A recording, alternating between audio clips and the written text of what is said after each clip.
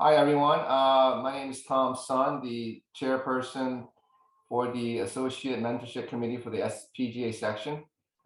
Today, we are honored to have our national president, Jim Richardson, to join our call today. It will be a Q&A session. I'll be asking some questions about, obviously about associates and future plans, strategic plans of our recruitment and retention of young talent for our PGA. So before I start the question, I'd like to give a quick introduction of Jim. I'm sure you know Jim already, but if I may, just want to give a quick introduction of Jim. Jim was elected as president, 104th president at the National PGA annual meeting in 2020. He became the first Wisconsin PGA member to be elected as a national officer. And Jim was a recipient of the 2013-2016 Wisconsin PGA Golf Professional of the Year for his section, and also 2011 Fortin Smith Award and 2012 Bill Strauss Brow Award. Prior to his role at the Riviera Country Club, Jim served as a senior vice president of operations for Troon. Previously to Troon's position, Jim served as Kohler's company's general manager and director of golf for more than 11 years, overseeing the operations of Whistling Straits and Black Wolf Run in Wisconsin, and the Duke's Course in St. Andrews, Scotland. Jim played an integral role for Kohler Properties in conducting major golf championships. Jim learned the game of golf from his father, Bill, who coached golf at Northeast Missouri State University, now Truman State University.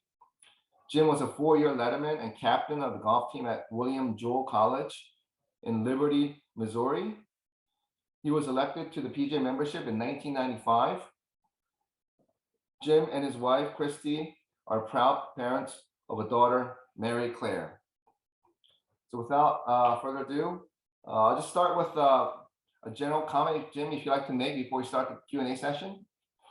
Yeah, thanks, Tom, and thanks for having me on today. And those that have taken the time, hopefully I can answer a few questions or give a little insight that might help some of the section members or apprentices. But as you said, I'm a relatively new member of the Southern Cal PGA over the last 5 years, but have known several of the PGA members in this section and several of the leaders, and known Mr. Addis on his previous role as president of our association and his many years of work on behalf of the members of Southern Cal. So it's exciting to be a member of the section. It's great to be settling in now in my role at Riviera, and look forward to joining the group today. Thank you, Jim. If I may just start with the first question. I know you've been the president of our great associates for over a year now, and this is your second year. This is your second last year. I know we talked a lot about recruitment and retention of our association. I think it's so an integral part of our future. We've been a great association for 100 years. And if we want to continue to be a great association for the next 100 years, obviously recruitment and retention are a key part of that. And just, your thoughts on the two critical role of recruitment and retention going forward for PGA. Yeah, no question about it, Tom. We're hearing that around the country from all 41 sections right now. I think the pandemic has created some great opportunities with the renewed sense of interest in the game and golfers coming out, many for the first time. But it's also created challenges with golf courses being busier than they've probably ever been, and many facilities being short-staffed. So to give a little bit of a historical perspective just on the number of members, apprentices, and students over the years, if you go back to 2010, if you combine PGA members and associates together, the number was just over 28,000, about 28,200. We had about 2,800 PGM University students. In 2015, the number rose slightly to 28,800, and about 2,200 students. The student count went down. And then in 2021, again, total member and associates was about 28,300. But what we saw is the number of actual apprentices and students have gone down in that time. Some of those students and apprentices have gone on to become PGA members. So that number's actually increased over the last 11 years.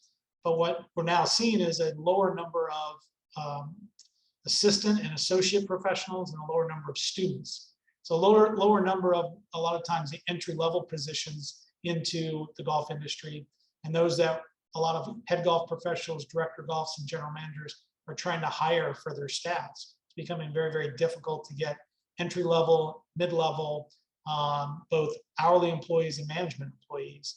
So we've seen the associate and apprentice numbers go in 2010 from about 5,800 to, in 2021, it was about 3,700. The student count from about 2,800 down to about 1,500. For the first time, those numbers have continued to go down, and what we're trying to do with recruitment and retention is obviously reverse that. Over the last year and a half, we've spent a lot of time working with the 17 PGM university programs and how can we better support and help them in recruitment. And a positive sign is this past year was the first time in almost a decade that the student count actually for incoming freshmen in those programs as a total actually went up. So that's starting to pay off. But it's huge right now. Recruitment of getting new men and women into the game and the industry, recruitment of getting the younger individuals that are interested in the game. We have to get down into the high school ranks and the junior ranks and really let families and let people know that there is opportunities in the golf industry. A lot of juniors are playing competitive golf and they're interested in trying to become tour professionals. There's a very small number that are ever going to get to that level. But those that love and aspire the game, those that are passionate about the game of golf, those are individuals that typically are going to last in the golf industry because they love the game, they love what they're doing.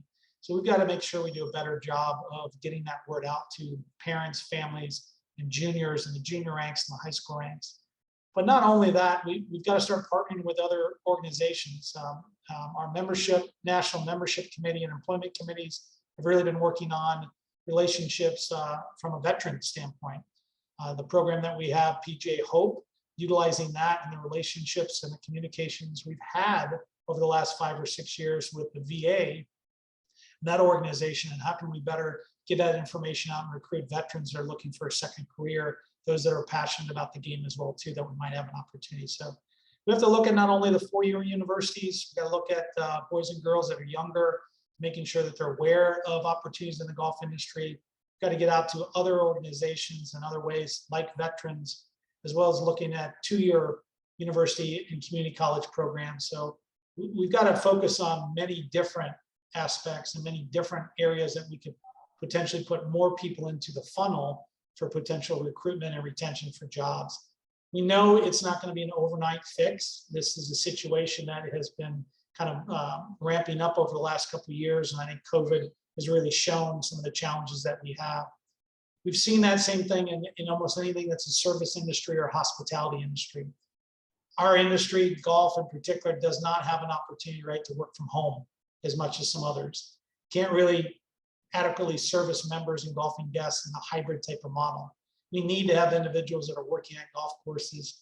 We need to have individuals that are there to service the customer and the client and the members. And that's one of our challenges right now. So it's something that we're very focused on from a national level, something that a large portion of our staff is concentrating on. We're working with the university programs, some other organizations on how better can we really recruit and get a bigger funnel of individuals into the industry. Thank you for that in-depth answer, Jim. I guess just trying to understand better for myself, as I've only been a member only 2.5 years, and I was just an associate about 2.5 years ago. And it's what do you think that is the reason why there was as you mentioned, from 2010 of 2,800 associates and students at the time. Now 11 years later, we're down to 1,500, which is almost 50% less. What are there? Do you see a certain two major reasons, or is it just various reasons why the dwindling of the number of associates and students for PGA? Yeah, I think it's a number of reasons, Tom.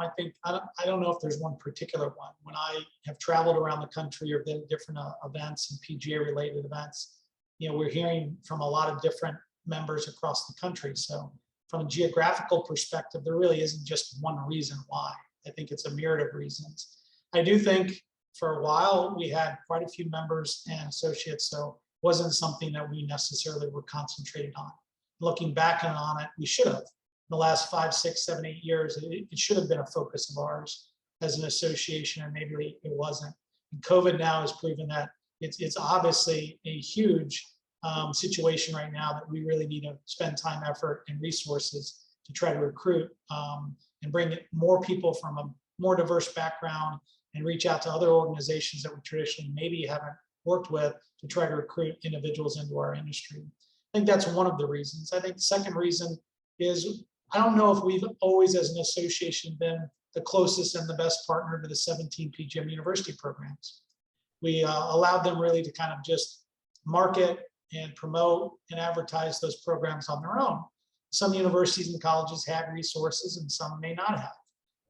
And now we're partnering with them directly on ways that we can support them in those efforts through some of our staffing, through lending assistance, through communication with the 41 executive directors of the sections around the country, working with some of our junior programs nationally and other organizations to how can we get that word out and advertising better. I also think we didn't have a concentrated recruitment effort. I know what we've seen over the last few years, we've expanded our staff that started out as just a handful, but we now have 20 full-time career consultants that work with PGA members and sections across the country, but also starting to work on recruitment.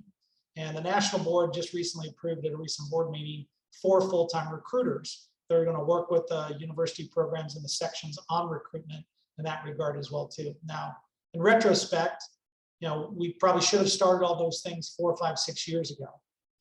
And I don't think it was anybody's fault at that time. There just was some different priorities and looking at things from an industry perspective a little differently. Now we know that we've got to concentrate on those recruitment efforts. We know we have to spend some dedicated resources and manpower to do it. And most likely we'll be expanding that in the future as well too.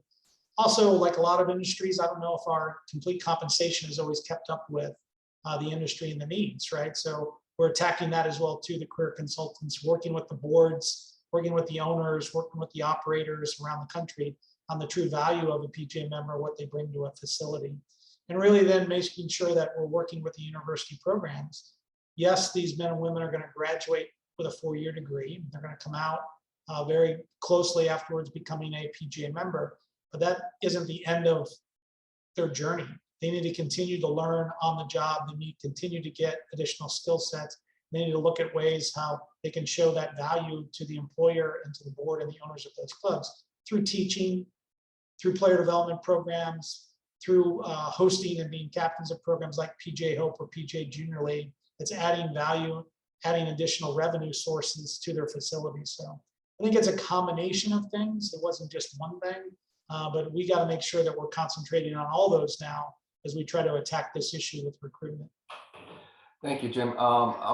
As you mentioned, you guys are doing many things to improve our retention and recruitment, and I think diversity inclusion is a big part of that. And I was fortunate enough to be selected as one of the cohorts for lead program, national lead program, and I think it's a great program we're doing in terms of trying to get more diverse, inclusive leadership going forward for PGA. And PGA Hope, I'm a certified PGA Hope trainer, and I think that's a great program as well. And is there any plans to increase the number of PGM schools, universities throughout the country, or is that 17 something that we're still comfortable with? Tom, we've never talked about, at least since I've been involved on the national board and as a national officer, we haven't talked about a certain number. I do think strategically, if we would have looked at it 15, 20 years ago, we might have strategically looked at where we wanted to have some of those programs around the country. We've got 4 or 5 that might be concentrated in a certain geographical area, where we may have very few or none in another geographical area. And we're seeing a lot of those programs, right, have those local connections, as you would at a section level. You have those local connections with colleges and universities in your local area or in your state. So that's something we probably would have done a little bit differently, but I don't think we've got a number in mind. What we're trying to do is make sure that we're spending more time and effort, a lot better communications, and dedicating some of the PGA national resources to work with the existing programs so that they can grow and become bigger and stronger and better. We haven't always done that. We've got a concentrated effort now to try to work with those programs.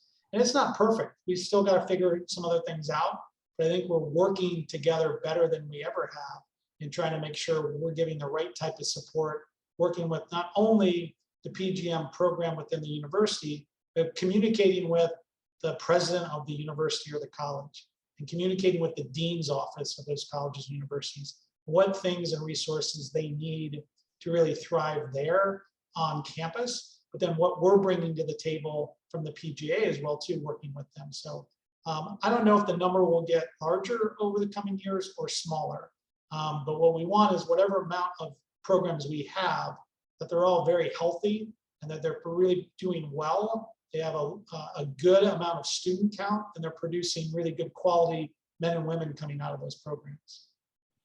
Great. Thank you for that, Jim. I mentioned to you earlier, I was an associate 2.5 years ago, and it took me 2 years to become a member.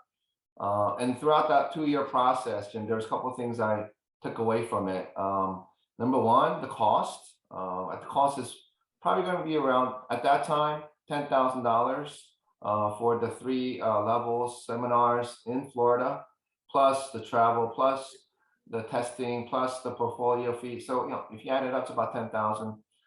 And then the process, 3 levels to become a member, while we're working full-time, affiliated with a PGA certified facility. So I don't know the history, to be honest, but I know a lot of improvements have been made to the PGM program for associates to become members. Is there any strategic plan in terms of revising the current associate PGM program, or is it kind of likely to stay the same? Is there any thoughts there? I think education ties into recruitment. And so we've spent time from a national perspective, but also have the national committee structure, the employment, education, and membership working together. Historically, again, about 10 or 12 years ago, Tom, there was a focus because of a lot of feedback we had from PGA members around the country, as well as owners, employers, and boards at clubs around the country, that the education system that we had was a little bit light. And individuals coming out of that, what they were learning in the old kind of business school days and GPTP versus what they had to learn on the job. They wanted to see a little bit more knowledge of an individual coming out of that program.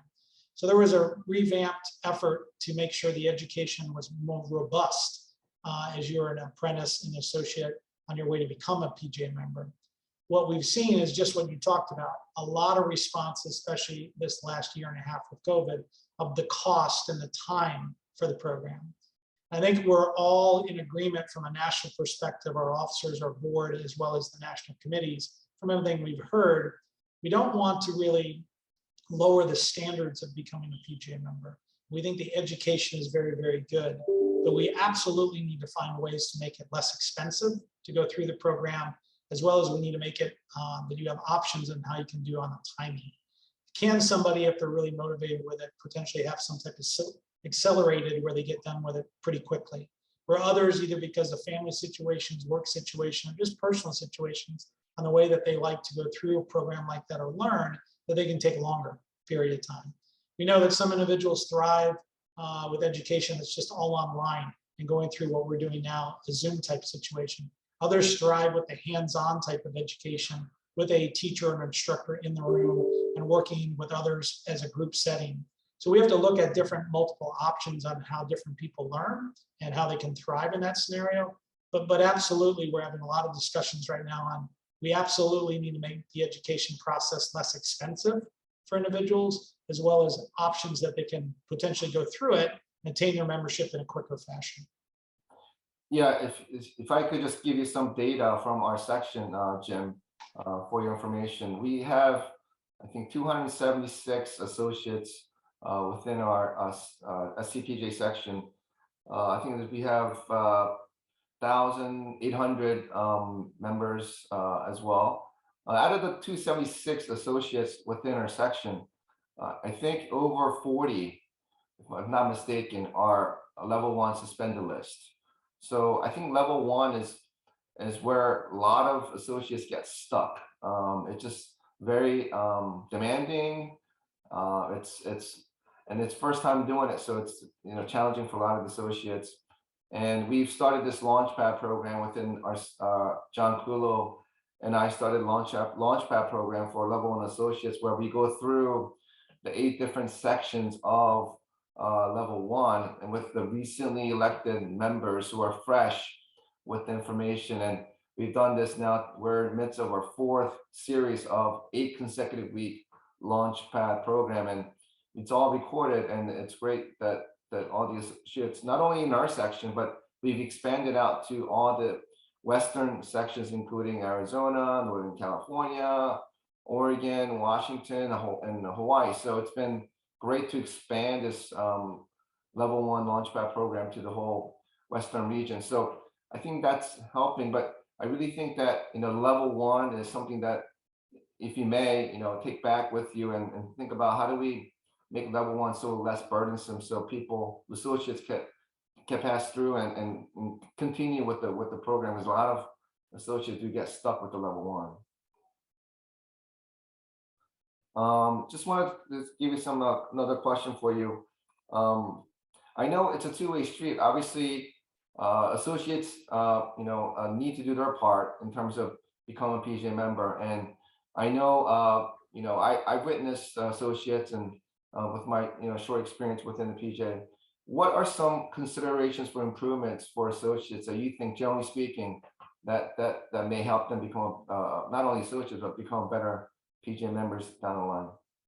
Well, I think it's learning on the job. It's learning. There's no better learning and training than at a facility or at the job, right? There's only so much you can learn in a classroom or learn, I think, in in a kind of an academic setting. You're going to learn that way, no question. But in our business, it's a service business, it's a people business, it's a relationship business. So learning on the job, in that sense, I think is some of the best training that you can get. As well, I tell assistants and apprentices I talk to all the time, associates, that just because your job responsibilities or your job description says that you're handling these 4, 5, 10, 15 areas, doesn't mean that you can't go learn other areas.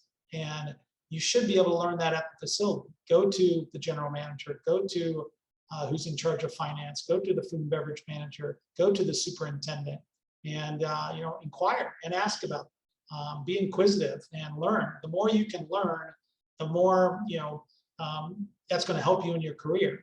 The more knowledge that you have, the better you're going to be for an opportunity when it comes up and arises.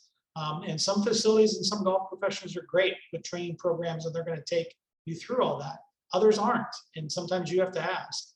And if you can't get it at your facility, then reach out to those individuals that have that knowledge level, the ones that win the awards in a section, the ones at the best known facilities in your area, the ones where the general manager or the director of golf, the head pro, are producing a lot of assistants that go from that facility to go on to become head golf professionals. So there's a lot of knowledge and a lot of areas that you can learn from. Doesn't necessarily always need to be directly within your job. The more knowledge you can gain, whether that's through classes, whether that's through some type of training, whether it's on the job, whether it's at someone at another facility, the more knowledge you can gain, the better opportunities you're going to have moving forward. I completely agree with you. Education is so key, and the experiences at the facility as well. I think lots of times when I speak to associates who are struggling to become members, I feel like they don't see the vision. Why should I become a member? And if I do become a member, what benefits do I get from becoming a member? What's it from me? What's the vision of me becoming a PGA member? And a lot of times I don't see a lot of young associates thinking and about the future and the vision they should have about themselves within the PGA. So what is your answer to this question in terms of why should associates become members? Why should they become members and be part of this great association? Well, I think many others in the industry feel it's the gold standard for those that are from an education and a training standpoint. I know what I'm getting if I'm hiring a PGA member. I know our facility Riviera, along with a lot of facilities and a lot of the previous positions I've held, I'm not hiring individuals for certain positions unless they're a PGA member. Now, I know that there are facilities out there that have non-member head professionals who will hire somebody that's a non-PGA member to be a GM or some other position, or even maybe an assistant at a golf shop. We'll give them that title, but they're not in the PGA apprentice program. There's a lot of facilities that won't hire unless you are. We're one of them.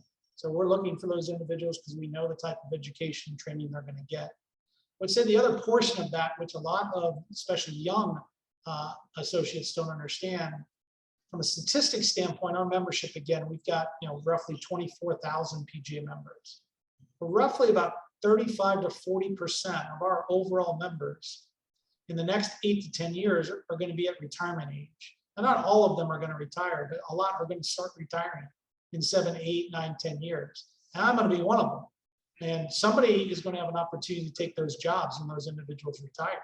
There's going to be a lot of really good jobs in the industry that are going to be available in the next 7, 8, 9, 10 years. So I think it's a great opportunity right now for somebody to become a PGA member and get into the industry, learn all they can, get a broad base of knowledge, move up not only at maybe the facility they're at, but in the industry, and then now be ready in 6, 7, 8 years when these jobs start to become available. Now, that's going to create another challenge for us in 7 to 10 years as an association in the industry. That's why we really need to spend a lot of the time, effort, and resources on recruitment. So we have individuals that can backfill those positions. But if I'm a young man or woman, or if I'm looking at a second career and getting into golf right now, I think it's a great time for it.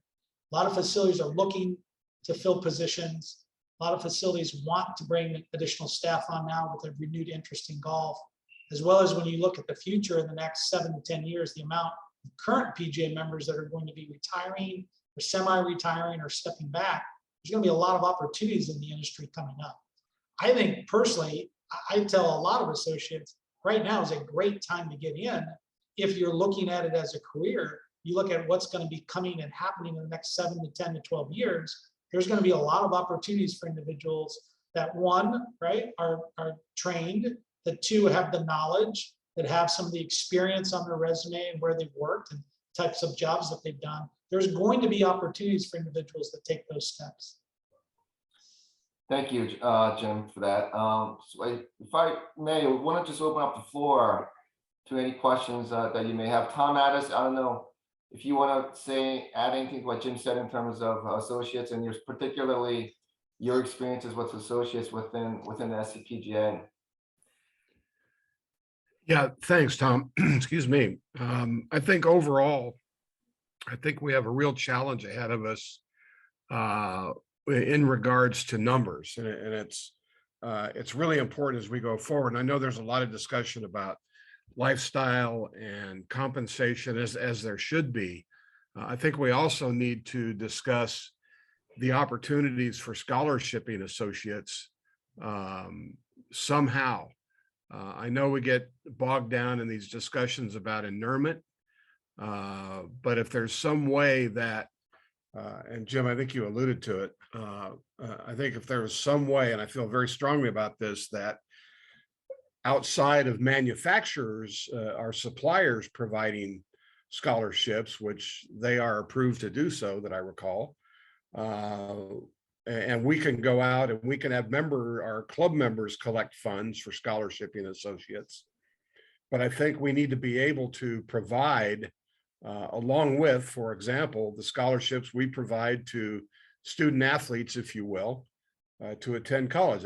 I believe we ought to be able to do the same thing for PGA associates going through the program to help make it more available to those associates, especially as you broaden your reach into the various communities, the outreach programs, and especially as you broaden that reach. I think that's going to be really important. Tom, I think you're absolutely right. That's part of, I think what we're looking at from a standpoint of we have to make it less expensive for individuals to go through, whether they're a university student or whether they're going through the apprentice program. And things like what we're talking with, like the VA, right? A lot of veterans could potentially qualify for the VA to actually pay for them to go through the program, or at least partially through the program. And as you talked about, because of annulment, we can't directly do the scholarships ourselves. That doesn't mean any of those companies or organizations involved with golf. And to your point, Tom, we've traditionally always gone to and talked to the manufacturers about it, the specific, Titleist, Callaway's, Pings, the manufacturers. But we've got so many companies that are now involved with golf in different ways, shapes, and forms, and we need to start attacking those. And we're starting to have some of those conversations. But even our own partnerships, right? The Cadillacs and the Pepsis and the Rolexes and the companies that want to be part of golf, we need to get those groups as well too to be involved. And then to your point, there's a lot of clubs around the country that as well too would have scholarship programs that routinely help out. We saw that during the pandemic. A lot of clubs that got together through their membership or their guests were putting funds together to help those that worked at the golf course kind of get through when things were shut down. Or private clubs that held on to their staff, but then members raised those funds to help the caddies at that facility. And we could do that same type of programs as it relates to members of the clubs giving to those types of foundations that they might set up, or a scholarship fund for PGA associates, or a scholarship fund for the family members, those that work at the facilities. Yeah, I'm really pleased too that we're the PGA is starting to talk. Sorry, Tom, starting to talk a little bit more about income for golf pros and associates, and focusing a little bit on that. That seemed to be a taboo subject there for so long that we were afraid to say, hey, we need to pay people more, we need to pay more and work less, those kinds of things. And I think it's gratifying to see during our player development summit last week.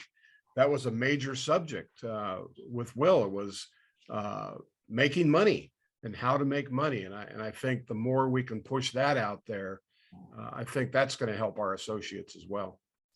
Yeah, and I think you're absolutely right, Tom. And we can only go off of the statistics we have and those that do fill out the compensation survey. So we did see in the last 2 years, about a 15% increase in national compensation for assistant golf professionals, and about a 5.5% increase for PGA members. And granted, that's not everyone. We know some people's pay stayed the same or went down. Absolutely realize that, and we have to continue to work harder in that regard.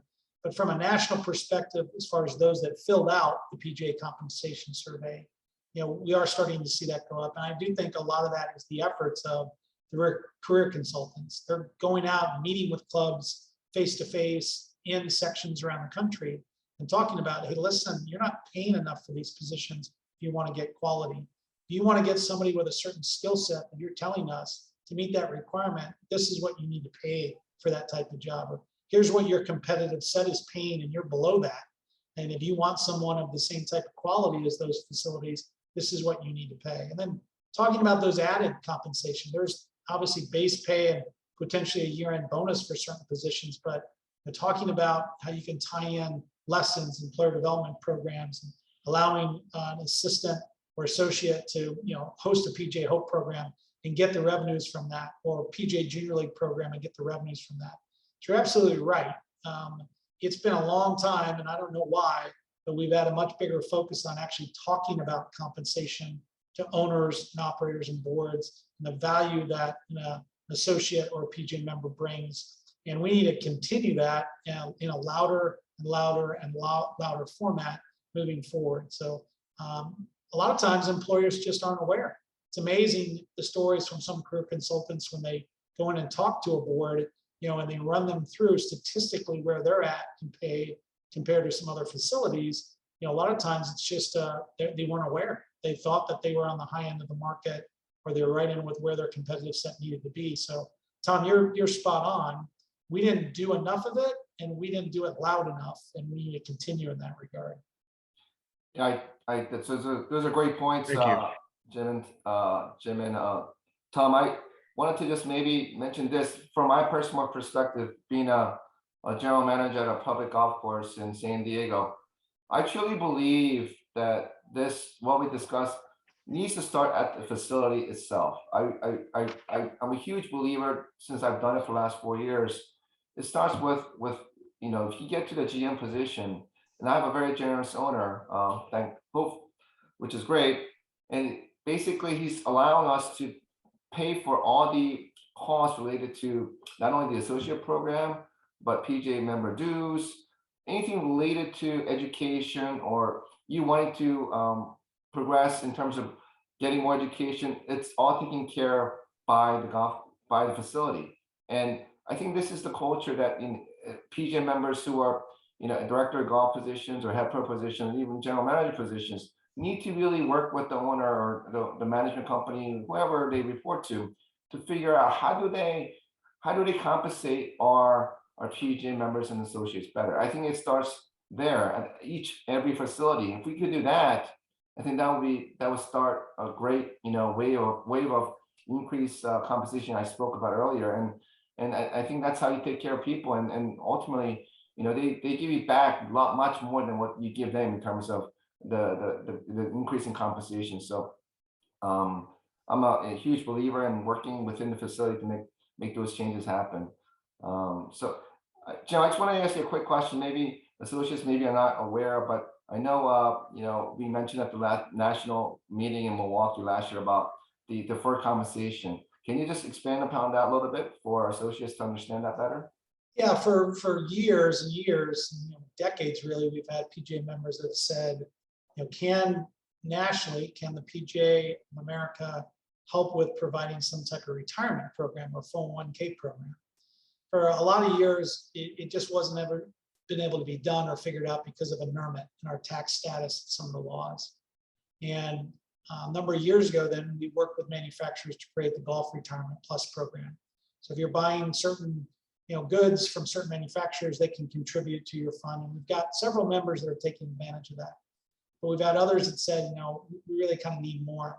So we continue to do the research, continue to look at it, and really, there was a model that was out there from the PGA Tour. So if you're not aware, as a PGA Tour player, you get compensated. They have a deferred compensation program based on how many cuts you make. It's basically how many tournaments you play and how many cuts you make, and your longevity on the tour. They have a deferred comp program there, and the IRS, they've been successful in convincing the IRS of that it meets certain requirements for their membership in promoting the game in the way that they do by playing. And so we utilize that same kind of format and went after it, and we're finally successful with the IRS in approving that we could set up a deferred compensation for PGA members that they could get as well too. Now, a couple of points on that. We've got it approved by the IRS that we can move forward. Now we've got to really do a lot of the legwork on the details of it and get it approved by the IRS. And we're hopeful that we can get that done by the end of this calendar year for potential implementation starting in 23. Essentially, you can't, with that type of program, the IRS will not allow the PGA of America to compensate a PGA member for doing what the IRS deems to be their normal day-to-day responsibilities, meaning working in the golf shop, promoting the game, teaching lessons, and running junior programs and like player development. The IRS views that as part of your kind of normal job as a PGA member in promoting PGA members and in growing the game. However, can we compensate you through the deferred compensation and things like hosting and being the captain of a PGA junior league and junior league team? Can we compensate you through deferred compensation if you're certified and host a PGA Hope program, right? That's outside of kind of the norm, so to speak, of what you're doing. Can we develop things like that that the IRS will approve? And in ongoing discussions, the IRS has said yes, those types of things would, and others they've said no to. But we're going through that process now. And again, to try to make sure that we're adequately supporting the membership in this when it rolls out, with the 3 career tracks of either executive management, some of them that would be a GM like you, Tom, or myself, or an executive director like Tom Addis, or someone that might be a traditional green grass as a head golf professional, director of golf, or someone that might be a full-time teacher that's a director of instruction or runs a teaching academy. How do we develop those items that the IRS would say, yes, if you did those, and basically you get a credit, and that credit goes towards your yearly deferred compensation. So developing that now, and what it would do is there'll be a list then that the IRS approves. If you did certain things or hosted certain, like a PGA Hope or Junior League, you would get a credit. You could have up to a maximum credits that would give you a certain dollar amount each year. And then like any retirement program, what really benefits is the compounding of that over time. So it's not going to benefit someone like me as much that may only work, another 7 to 10 years. But if you're getting in, when you're going to work in this business, in this industry for the next 20, 30 years, like any retirement program, you do those things to hit those triggers, earn those credits. You get a certain dollar amount. You'd have to maximize out each year. But then that goes into your deferred compensation retirement fund. And then over the years, obviously, that accumulates. And then that can get bigger and bigger with compounding. So we think that someone getting in over a 25, 30-year period, if they came close to maximum out their yearly, this could equate up to $400,000 or $500,000 over a career of somebody as a PGA member, and that's substantial. And that's something that truly would be retirement that we're not providing now. So still more to come on that. We have to work out details that the IRS approves. Then we can't actually manage the program ourselves. You'd have to have somebody that's in that world that the IRS approves of. Again, because of annulment laws and issues, we can't administer and manage the fund ourselves. But we're working through all those details now. It's been going positively. We think that we'll have it. Hopefully, we've got it wrapped up by and approved by the IRS by the end of this year, where we can potentially implement in 23. And I say that, Tom, with one caveat. We are dealing with the U.S. government. We are dealing with the IRS. So, whether we can get it done by the end of this year or it takes a little longer, a lot of that depends on the back and forth and communication, negotiations with the IRS. But we're very, very confident at this point that we will be able to implement a program. We're very hopeful that it can start next year in 23. There is the potential of dealing with the government that it gets pushed back and things, and maybe it doesn't start until 24. That's significant news, I believe, and great progress on it. So thank you very much for you and your leadership, rest of the national staff for making that happen for us. And we look forward to getting more information as they unfold. I just want to open up to the floor. Hidea, Jorge, Ray, Zach, if you have any questions, comments based on what you heard in the last 45 minutes or so. I get some comments. In terms of education. I'm Japanese, and I got a PGA license like 5 years ago.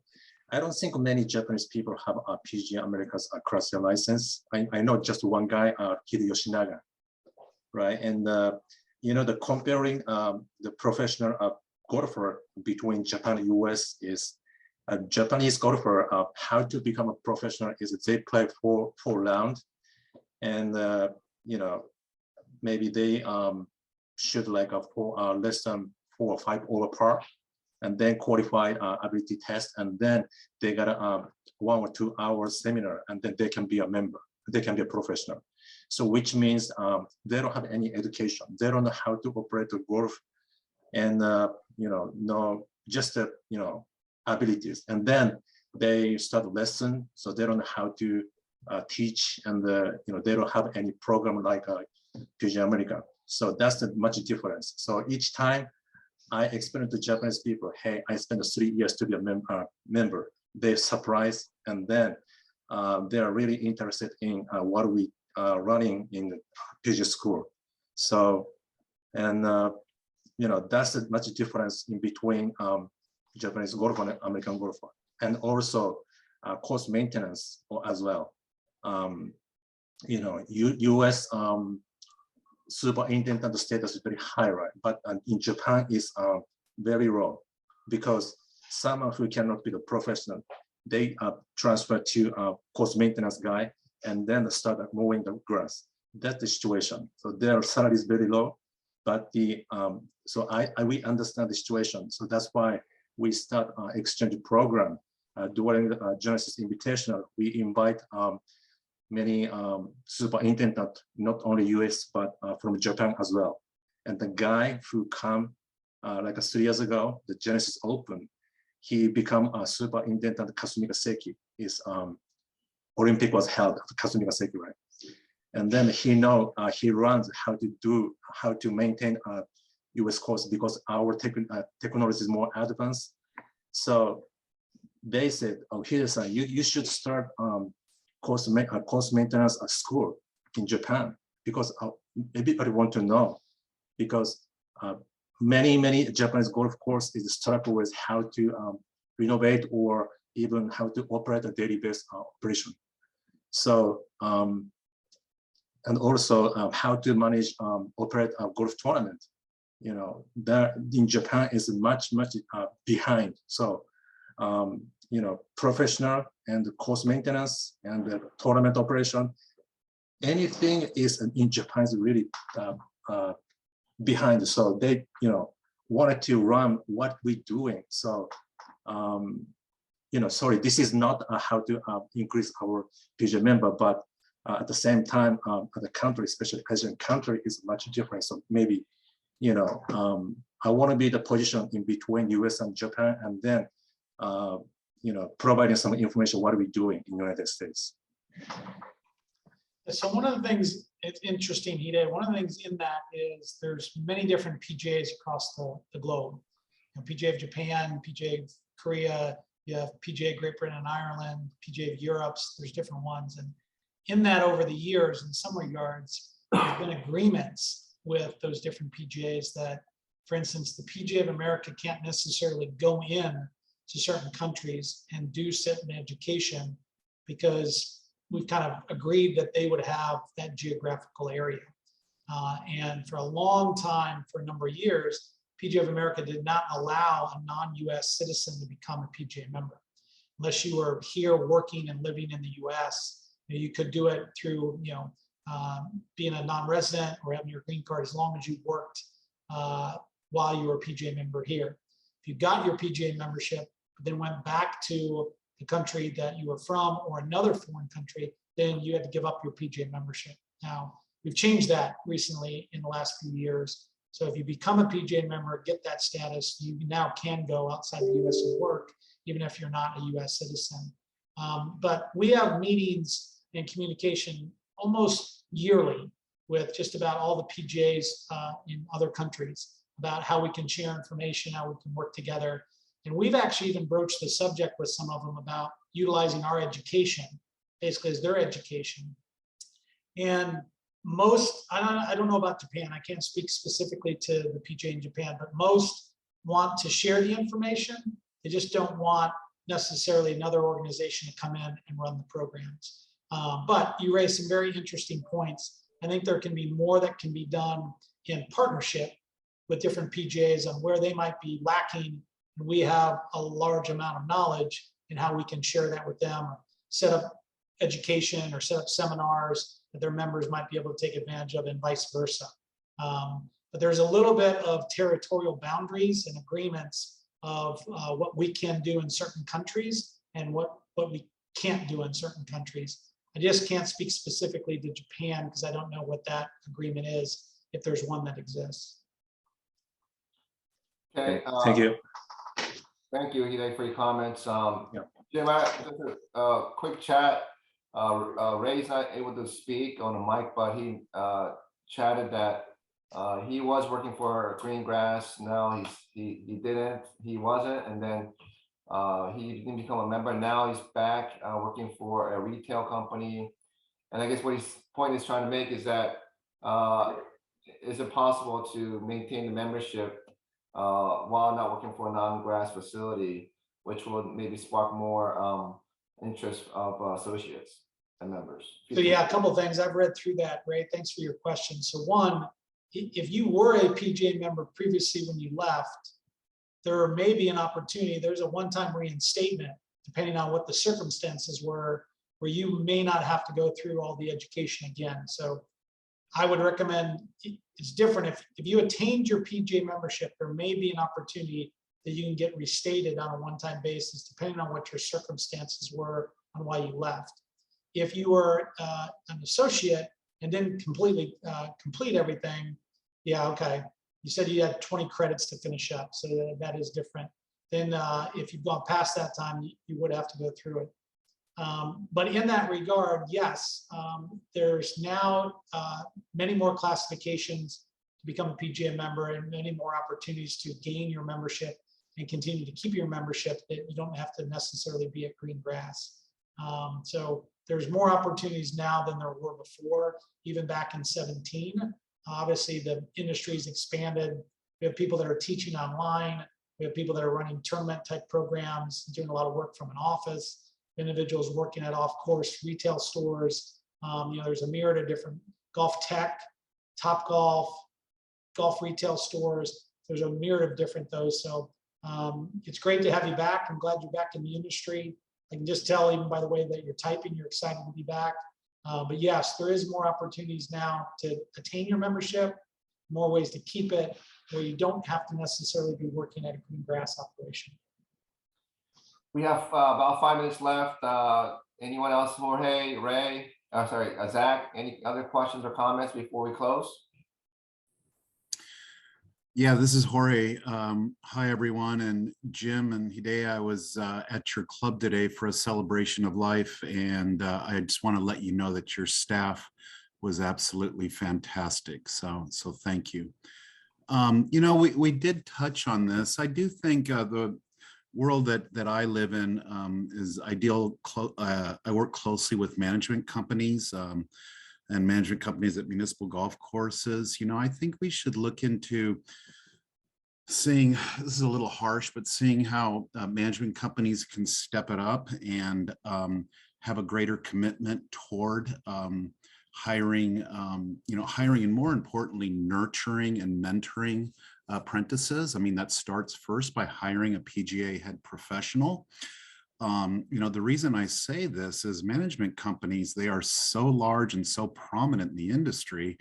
I think 22% of golf courses are municipal golf courses, and they manage a great number of those. And, what I am seeing and experiencing, although it's getting better, is that a municipal golf course is so busy that they can put a minimum wage, they can put anyone, a retiree, and there's nothing wrong with that. Let me make that very clear. A retiree or a young person for minimum wage who has no aspirations of moving forward in the industry behind the counter, and they're going to drive the same revenue for the day.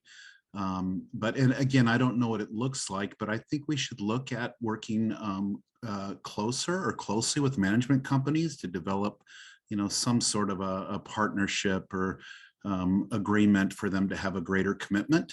That is my primary thought. And the other one is, it would probably make most sense to do it by section, and that is when contracts are developed for RFPs, if we could have some sort of an oversight mechanism to ensure that PGA professionals are required to be hired. Because again, that would be, as Jim said, this is going to be a very, very slow and long process. But by ensuring that we have PGA professionals in place, there's a better chance for mentorship and hiring of individuals who wish to have a career in golf. So those are my two thoughts. Thank you, Jorge. Thanks for your comments. It's important for us to understand, that I think your first point is well made, and hopefully management companies.